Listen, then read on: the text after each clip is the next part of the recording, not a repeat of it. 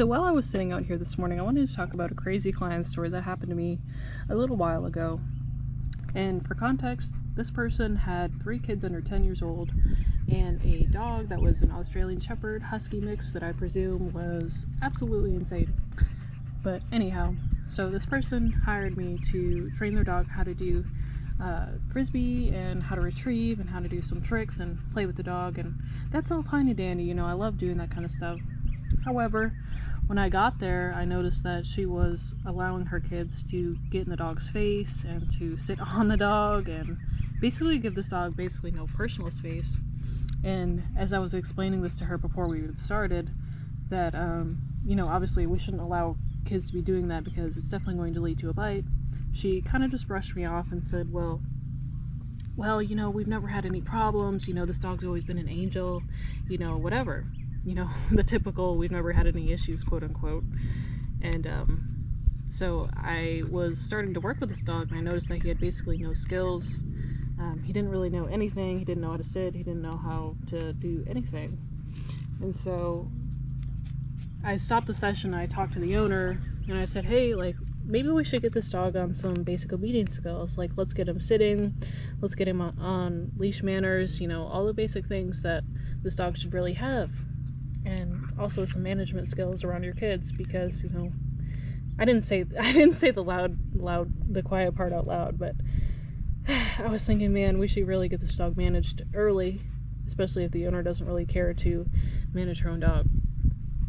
So anywho, he was very husky in terms of his thinking. He's very independent, which is fine. You know, I don't expect every single dog to love training or disc dog or tricks or anything like that.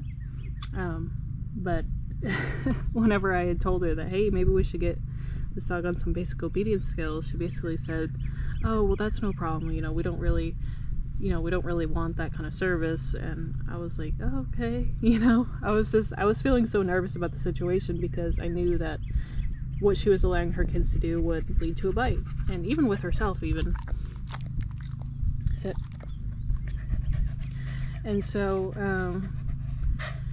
yeah, so I went back and I tried to learn with the dog, and I was like, okay, you know, is this dog food motivated, toy motivated, you know, does he like praise, relationship kind of stuff? And this dog just wasn't really budging for anything other than treats. So I started working with the treats and the frisbee, and we made a little bit of progress on getting him interested in the frisbee, which is all fine and dandy, but it wasn't really enough for her.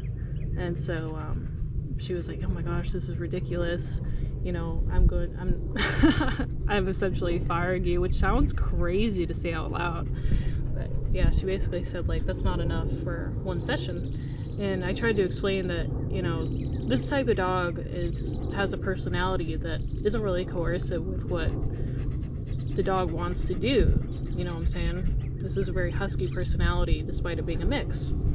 And so she completely ignored me. She didn't really care.